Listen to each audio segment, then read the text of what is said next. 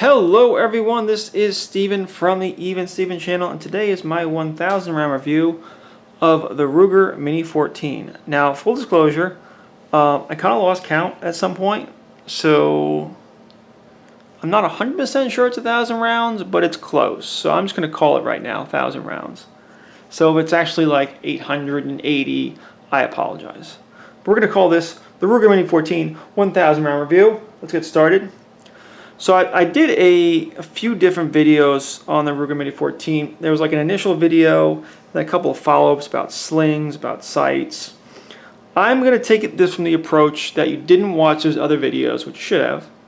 So I'm going to kind of speed through certain things. So this is the Ruger Mini-14. As the name would imply, it is a scaling down and simplification of the military's M14. So we go from the M14 to the Mini-14. And we go from a 7.62 by 51 NATO cartridge to a 5.56 or sometimes 223. But in this one, 5.56 millimeter NATO cartridge. We'll take a quick look. I guess I will go front to back. Usually go back to front. This is the tactical model with the 6-inch barrel and the flash hider. So it is threaded. You can't take that off, put other things on. 16-inch barrel. It looks like a pretty heavy profile. Like I said, you have this kind of flash hider here. Front sight, which is not adjustable, as far as I can tell. We have the handguard, which is plastic. We have the stock, which is wood. People were arguing with me about this because it looks like a synthetic stock, and it does. It absolutely does, and that's on purpose. This is a wood stock. It's much more obvious when you take the stock off and you look on the inside. You can see bare wood on the inside. This is a wood stock that's been coated to look like synthetic, like M14 style stock, and I like it. I've got a sling swivel right here. Charging handle. That's, you know, it's locked open at this point. Magazine release. We'll talk about that in a little bit. We got the sights. We'll talk about that a little bit. This is the manual hold open button. This is the safety trigger guard trigger. Going back on the stock, and a nice thick rubber recoil pad, and the second sling loop. All right, that's where this thing goes. So like I said, I've had this gun for a while, several months now, and I've shot about 1,000 rounds through it. Probably just a little bit less. And I just thought I'd give my impressions after having it for a long time. So I will say that the gun is reliable, rugged, reliable Ruger. It is a reliable gun. It is a fun gun to shoot. It's not nothing. I think sometimes people underestimate 5.56. It is a firearm. It's fun to shoot. It's reliable. It seems pretty accurate, but I haven't really shot at a distance to really say that. So I'm going to hold my reservation on that. It seems like a reasonably accurate gun. But where should we go from here? Well, I will talk about what I've changed. Let's talk about what I've changed since I first got this gun. When I first got this gun, the sights on this gun were atrocious. The ones that Ruger puts on the gun, the rear sight, was really bad, and it would shake loose. Basically every couple of shots, the rear sight would just shake loose. And I talked about that in my previous video. And it was not good.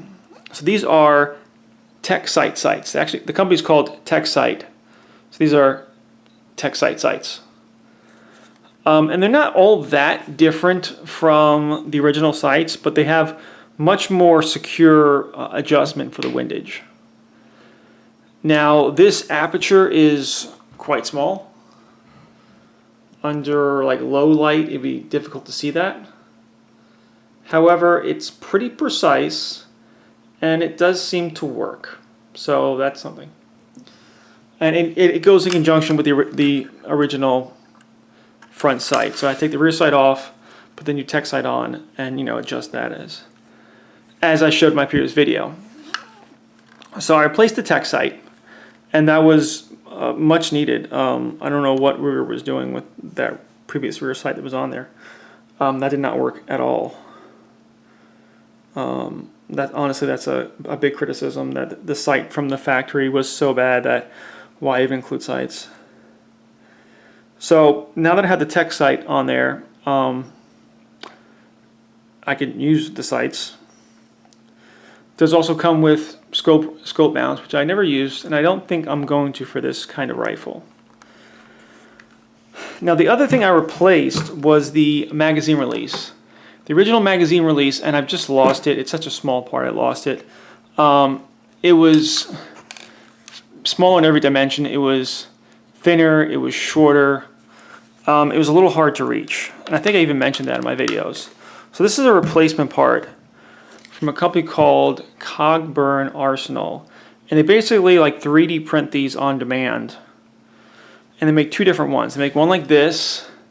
I think they'll make it either like a coated steel or a stainless steel. You can see how this does not match this. This is a different material. And they have one that's almost like coming back, and you can actually push with your finger. So it's almost like an AR-15 magazine release, where it's coming so far back. I'm trying to show it. You go like this with your finger, like that, and you can release the magazine. And that actually might be the way to go, honestly. I got this one because I didn't want it to be too big, but that might be the way to go.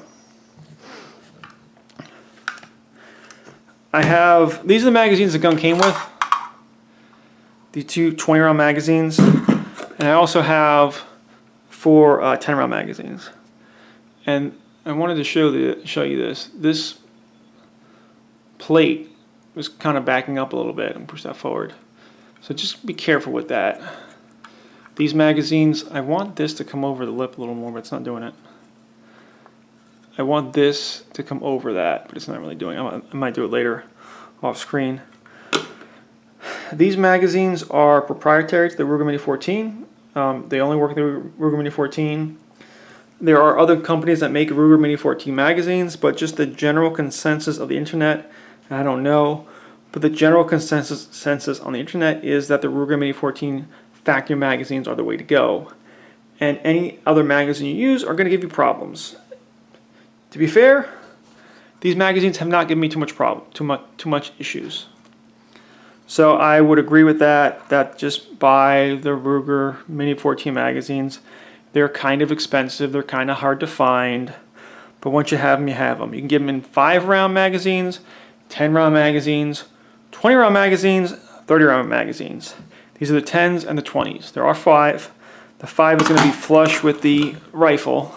This is the 10-round magazine, and it sticks out just a little bit. So, it'll be flush like that. Now, changing magazines on the Ruger Mini-14 is a little bit finicky sometimes.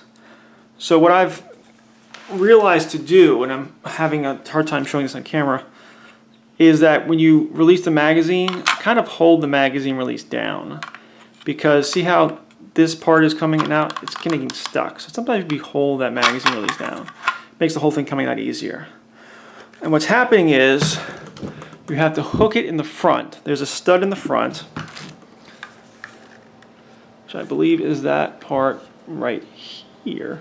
You got to hook at the front, and then it's going to lock in the rear. I believe it's going to lock here. And when you try to take the magazine out, this piece can be pushing up against it, making it harder to take out. And it seems to be worse in the 10-round magazines. The 20-round magazines seem not as much because they're just kind of longer, just kind of works better. See how I'm angling in? Just a little bit easier when I take it out. However, it's not as fast as an AR-15. It's not an easy AR-15. So, if you were going to use this, how would you? What are the battery arms on the Ruger Mini-14? How's it different than other rifles? So I mentioned there is a charging handle.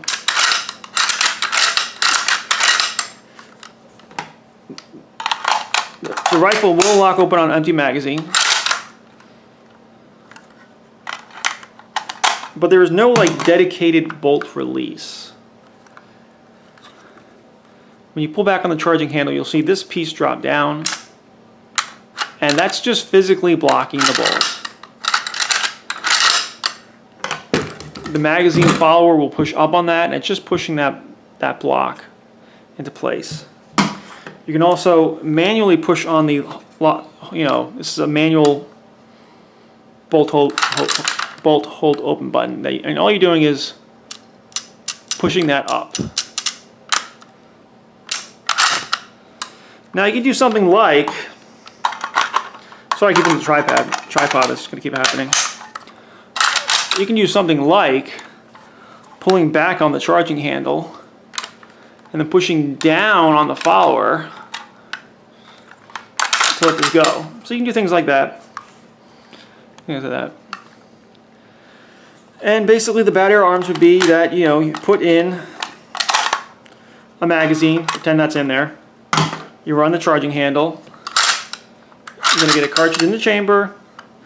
You're going to deactivate the safety. So there's a safety right here. Safety's on, safety's off. Pull the trigger. And you can see the hammer. Now you cannot engage the safety when the hammer is down. You can only engage the safety. Hammer is back. There it is.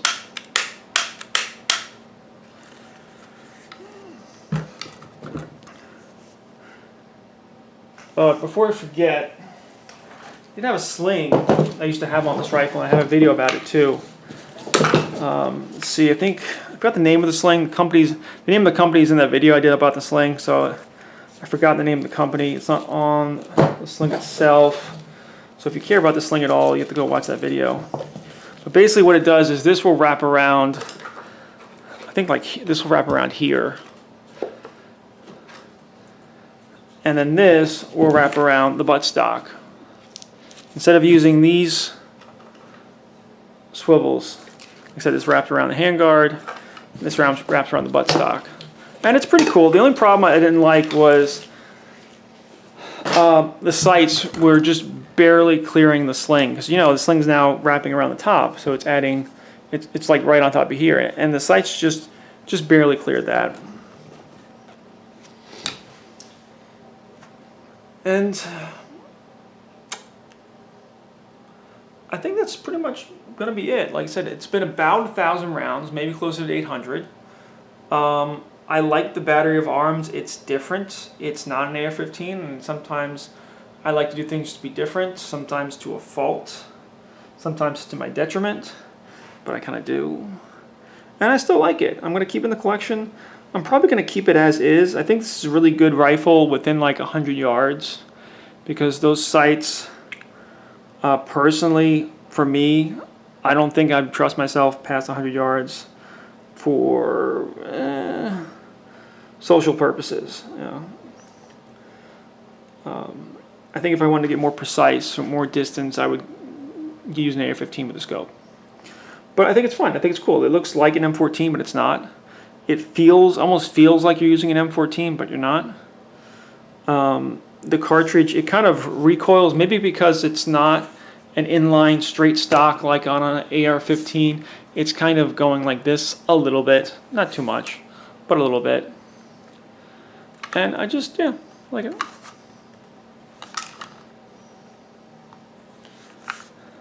So kind of an update video, a follow-up video to my first video on the Ruger Mini-14. I do still like it. I'm going to keep it. Like I said, I've changed the magazine release. I think that's a really nice upgrade. I changed the sights, which I think is almost mandatory. Maybe yours out of the box will work better than mine out of the box, but they did not work right. It's been reliable, it's been accurate, it's been fun. People have asked about it at the range. I had like one person ask one time. He thought it was cool too. He fired like one round. I'm like, sure you want to fire more? I was like, nah, I'm good. And that's it. This is Steven from the Even Steven channel. Still enjoying my Ruger Mini-14. If you have any questions, leave them in the comments, and I will see you next time. Thank you, and goodbye.